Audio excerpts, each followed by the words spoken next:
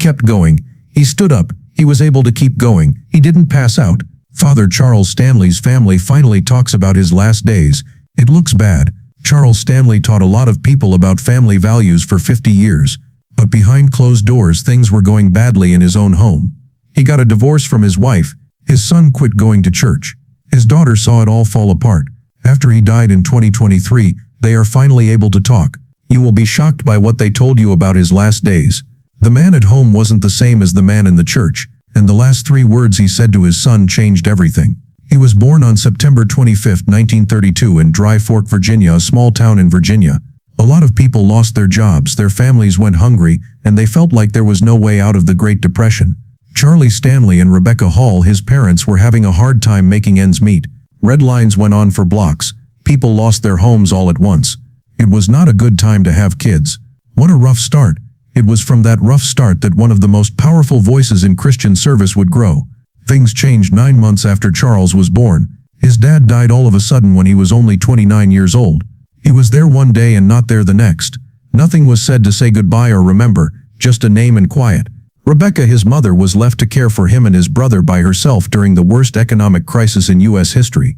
Charles always felt like he was being left behind. He often talked about having a hole in his heart as a child and asking who his father was and what kind of man he could have become with his help. He would talk about God as the father who never leaves, forgets, or turns away because of that love. Rebecca married again when Charles was 9 years old. She thought she was being a good parent by becoming a father role for her son, but that choice almost destroyed them both. John Hall, her new husband, was a drinker who had a bad temper. The nightmare started almost right away. Rebecca found out she had married into a lie 2 weeks after the wedding. Paul's family had lied to her. They knew he was mean. They told her he'd change if he got married. He didn't. Even worse, Charles was always scared. It was him who saw his dad choke his mother. Every night he locked the door to his room. He even kept a gun that was loaded next to his bed sometimes, just in case. He lived in a war zone as a child. He was hurt in more ways than one.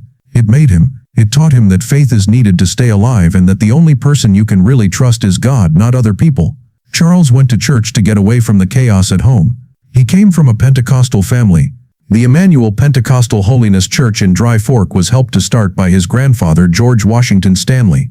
Charles grew up in a Pentecostal family and loved the fiery speeches, loud prayers, and strong feelings that came with Pentecostal worship. He would hide out in the church basement on the worst nights at home. He cried and yelled as he prayed out loud, pleading with God for peace. He learned how to pray with all his heart, not just a whisper. He never lost his Pentecostal fire, even after he became a Baptist. It changed the way he led, spoke, and taught. Something changed everything when I was 17. Charles went to Siler City, North Carolina to see his grandpa. He wasn't sure if he wanted to become a teacher. He was too weak, too young, and broken. But his grandfather told him one thing that would help him through everything. God told you to break through that brick wall, Charles. You should do it. He is in charge of making the hole. He felt that moment like thunder. After that, his main thought became clear. Do what God says and let him handle the rest. It was more than just a saying. I had to stay alive. When things in life didn't make sense, loyalty held him down. Charles started going to school in the 1950s. He first went to the University of Richmond and then to Fort Worth, Texas's Southwestern Baptist Theological Seminary. This was during a boom in Bible schools. Since 1945, the number of students had tripled. The world changed quickly, and Christians were finding a new voice on TV and radio. In 1949, Billy Graham began his crusades. As a result, evangelism spread across the country. Charles jumped right in and studied Greek, Hebrew theology, and how to teach. He wasn't just studying the Bible. He learned how to make it real and how to connect it to other people's pain. Charles was only 25 years old when he became a preacher and taught preaching at Fruitland Baptist Church in North Carolina in 1957. There were only about 150 people in the small church in a hilly town, but it was just what he needed. His full-time job as a preacher meant that he taught homiletics and evangelism at the nearby Bible Institute. He only makes $75 a week. He didn't care though. It was something he loved to do. He learned how to talk, lead, and help people who were having problems in the real world. A lot of his followers were poor farmers or industry workers who were worried about the future. He did more for them than preach. They had hope because of him. He became a Baptist preacher in 1958 when he was only 26 years old. That was a very young age. A lot of ministers get their license when they are in their 30s, but Charles was ready. His time was just right. Evangelism on TV was going through the roof. Billy Graham was on all of them. Oral Roberts had just started his own TV ministry. Charles would be there soon. The document that gave him the right to baptize, marry, and lead churches came out that same year. But what was more important was that it was the start of a new type of mission that would bless millions of people around the world. Charles moved around a lot from 1959 to 1968. The first stop was Fairborn, Ohio. The next was Miami, Florida, and the last was Bartow, Florida. Every church had its own problems to solve. He led a church in Fairborn that was close to a huge Air Force base. Because of the Cold War, the town grew very quickly. As a minister in Miami during the Cuban Missile Crisis, he saw his church grow from 400 people to over 800. No matter how well things were going, he kept going. In 1968, he took over a smaller church in Bartow, a quiet city of 12,000 people.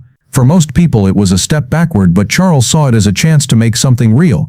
He meant to begin with nothing and grow strong roots. That time of being restless wasn't a loss, and it was training. He was getting better at what he did by learning from each town and waiting for the big event that would change everything. Charles Stanley had no idea what kind of war he was walking into when he first went into First Baptist Atlanta in 1969. The church was split up. There were fights between groups over politics and religion. Stan, who was only an associate preacher, stood in the middle of it all. At one meeting, things got so bad that someone punched him. He didn't leave, though. He stayed for 2 very long and hard years. He put up with the tension, the rumors, and the open hatred.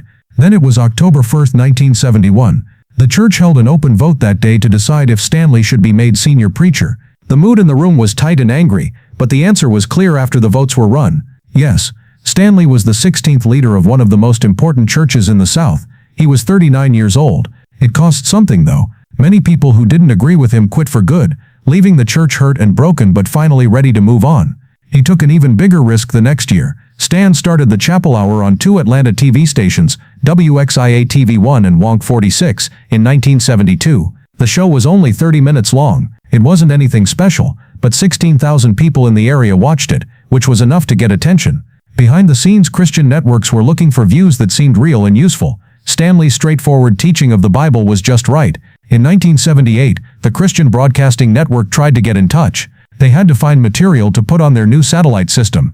It was Yes, Stanley. In just 1 week, he went from having 16,000 fans in Atlanta to having fans all over the country. The show changed its name to A Notch with Dr. Charles Stanley and became something else.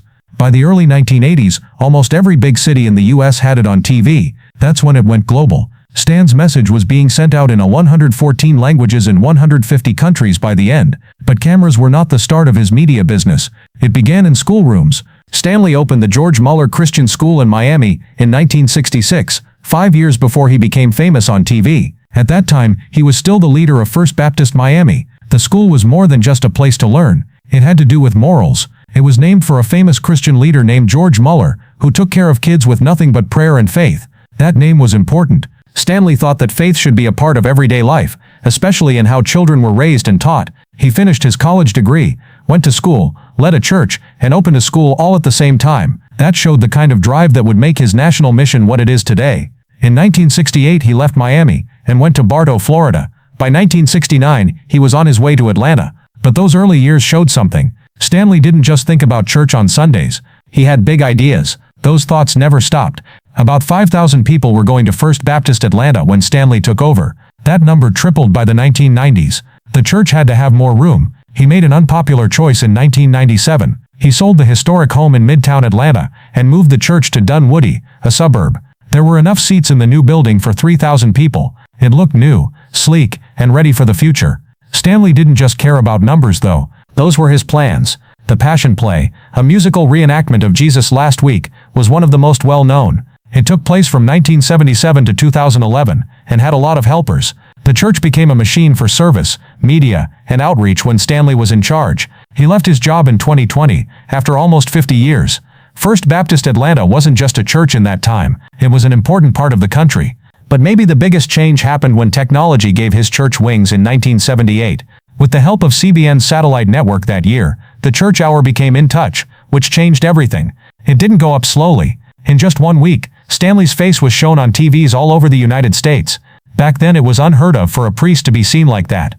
Stanley wasn't scared of being seen, though. He took it in. He made it official in 1982. He set up InTouch Ministries as its own non-profit organization that let him grow in any way he wanted. He did it. That was also the start of radio distribution.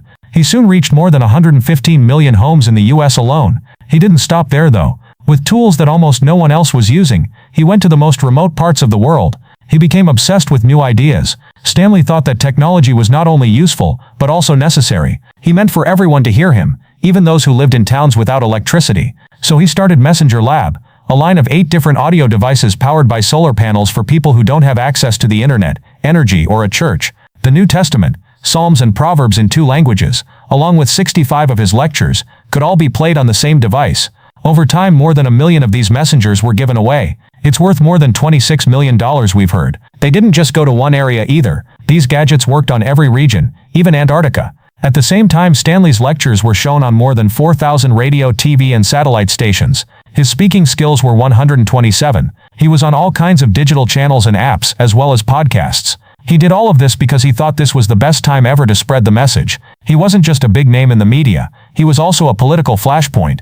Stanley became head of the Southern Baptist Convention in 1984. In the history of the religion, it was one of the most stormy times. There was a full-on civil war in the SBC over biblical inerrancy, or whether the Bible was true in every way, even when it came to science. It was known as the conservative resurgence by conservatives. Some people called it a takeover. Stanley barely got 52% of the vote to become president. Still, it was enough. From 1984 to 1986, he had 2 terms. During that time, he was also in charge of the 1985 peace group that was set up to end the fighting. This group's paper had 6,450 words. It turned out to be true what Stanley and other conservatives were saying after 15 intense talks. After that, the SBC changed its direction and became more religiously strict. Stan was right in the middle of that change. In 1966, Charles Stanley fought in a Miami school. Charles Stanley was at the top of his public life in February 1988. The National Religious Broadcasters Hall of Fame had just made him a member. It was a big deal. More than 115 million homes in the United States were hearing his lectures. To get in touch with Dr. Charles Stanley had become a regular thing on Christian TV and radio. He was much more than just a teacher. He was a leader who shaped the future of Christian media and the face of a movement. While everyone else was happy about him, at home something much worse was going on. In 1989, a year later, Stanley went to Kansas City for a ministry gathering. As he prayed in his hotel room, he looked out the window and saw many satellite dishes on nearby roofs. He said that was when God spoke to him. This is how the message could reach every country. He thought of Psalm 67:2. Tell everyone in the world about your clever way to save money. That moment changed everything. In the end, his lectures were translated into 127 languages and shown on more than 4,000 networks around the world. But the man behind the message was falling apart as it went out. Anna, his wife, was feeling more and more alone. Charles was gone more and more as he tried to grow his mission and the size of his church. She didn't mean to be angry when she said, "He chose his priorities and I have not been one of them." Her words came from years of pain. By the early 1990s, Anna no longer went to any of his church events. Their son Andy saw it all happen. He went on to become a mega-church pastor himself. The cold silences, the rising distance, and the slow end of a marriage that had been going on for almost 40 years. She finally asked for a divorce in June 1993. It was clear who it was because she only said her first name, A.J. Stanley. The papers said that their marriage was over and could not be fixed. Evangelical groups blew up. This was Charles Stanley, the Sunday sermon speaker on family values. He was now seeing his own marriage fall apart in public. Quickly, people fought back. A few preachers ignored him. Some people told him to leave the platform. The shock wasn't just from the split. It was about the picture. Stanley's image was built on the very thing that people now say he failed at. The story didn't end right away, though. At one point, Anna took back the petition because she wanted to make things better. That didn't work, so she filed again in 1995. For 7 years, the Stanleys were legally married but mentally distant, and everyone was watching them. His lectures were taken off of Christian radio stations. Some church leaders told him in secret that he should quit, but Stanley kept preaching week after week. It was more than just perseverance, it was defiance as well. People in the Southern Baptist Convention did not like it. Stanley had been the head of it in the past.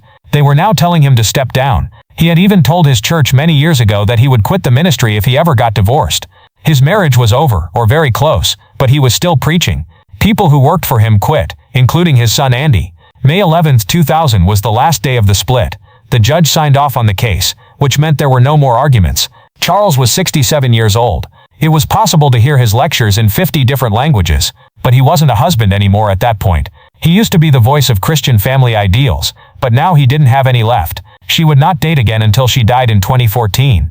Charles never got married again. The rules of the church said he could stay as priest as long as he didn't get married to someone else. Not long after the last papers were signed, he spoke to his audience. That's when things got really weird. He calmly said, "God has assured me I'm where He wants me to be, doing what He has called me to do. Most of the people in his church backed him. The board of elders chose to keep him 35-3. Stanley said something later that shocked a lot of people. "I never felt like I quit being married to her. It was asked for. I replied to it. Based on how you saw it, that one line showed how deeply someone denied or believed what they were saying. But not everyone agreed." Andy Stanley quit First Baptist Atlanta in a quiet way many years ago. He didn't just leave the church. He left the whole family line. He was meant to take over as pastor. He left instead and started his own church. In 1995, he got some people together to start North Point Community Church. It wasn't just a brand new building. It was a whole new school of thought. And he said, Atlanta doesn't need another church. What it needs is a safe space for the unchurched. It wasn't a subtle dig at his dad's ministry. By the end of the first year, over 4,000 people were attending North Point. Today, the church serves over 43,000 people in many places. The father ran one of the biggest ministries in the world, and the son built one of the biggest churches in the country. They didn't even talk to each other, but their fight became famous, and Christian media couldn't stop talking about it. No matter what the reason was, an affair, mental illness, lack of control, or jealousy, the silence between the father and son became a symbol of everything wrong with evangelical leadership. These were two men who taught others how to forgive, but they couldn't do it themselves. Eventually, they tried counseling, meeting once a week and being brutally honest with each other. Andy asked the advisor, "When am I going to give up on my dad?" "When your heavenly father gives up on you," the counselor answered. That line hit hard. They slowly, painfully started to talk again. One lunch meeting changed everything. Charles looked at his son and said, "I don't want us to end up like all those other fathers and sons." After a short silence, Andy said, "Me neither, Dad." By 2013, Andy's North Point Community Church had grown to about 30,000 members across 5 campuses, making it the second largest church in the United States. What was even more amazing was that his father, Charles Stanley, who had felt left out when Andy left, stood at the pulpit and publicly praised him. Charles, who used to make subtle jabs at Andy in his sermons, now told his audience with pride about Andy's plans to start a new church, and even gave his blessing. Charles privately admitted that those words didn't come easily because the wounds were still fresh, but he said them anyway. Years ago they could barely talk, but that gift changed everything. Things changed over time, though. They didn't just talk, they preached for each other's churches. Andy's father saw him as a partner instead of a rebel, and he never forgot that. He knew he had a great view as he grew up. Charles learned to be a pastor from one of the most powerful people in America, and went on to lead First Baptist Atlanta for more than 50 years. He was also president of the Southern Baptist Convention, but now he was watching his son lead a new generation. In his last few months, things slowed down and he couldn't do much. He spent his days in a big leather chair. His body was too weak to move, but his mind and heart were still strong. Andy came to see him a lot, and every time he knelt down next to that chair, they would talk and Charles would say, "Pray for me." This became their new rhythm, a rhythm of healing. It wasn't always this way. Andy said those visits were priceless. That chair became a holy place, a sign of peace between two men who had been at odds with each other. Charles no longer stood on stages or yelled from the pulpit, but he found something just as powerful in that chair, through quiet prayers. Their dinners used to be awkward and quiet. They knew they should talk but didn't know how. The divorce between Charles and Andy's mother, Anna, had broken more than just their marriage. It had also broken their bond as father and son. Charles said he was afraid of what might happen between them. He once told Andy, "We've both seen what happens to fathers and sons who go through something like this, and I don't want that to happen to us." Their fear drove them to slowly and steadily rebuild. It took almost 25 years. Then he said, "Andy, I couldn't be prouder of you." He said it more than once. It became his habit. He didn't just mean it. He wanted Andy to know it. Those words had weight, because they came from Charles Stanley. Andy said it best. The source of a word determines its weight. Charles could have stuck to old arguments. Andy had taken strong theological positions that upset people. He upset traditions. Chuck didn't scold Andy in public, and he didn't get angry about Andy's views on the Old Testament or LGBTQ+ issues. Instead, he said those 7 words over and over, and they healed Andy in a way that no lecture could. The last moment they shared was like something out of a storybook. Saturday night, April 15, 2023. 3 days before Charles died, Andy came over like he always did. He thought it would go like this: kneel next to the chair, say a prayer and hear a quiet thank you. But something was different this time. As Andy got up to leave, Charles asked, "Can I pray for you?" That was the only time he did that.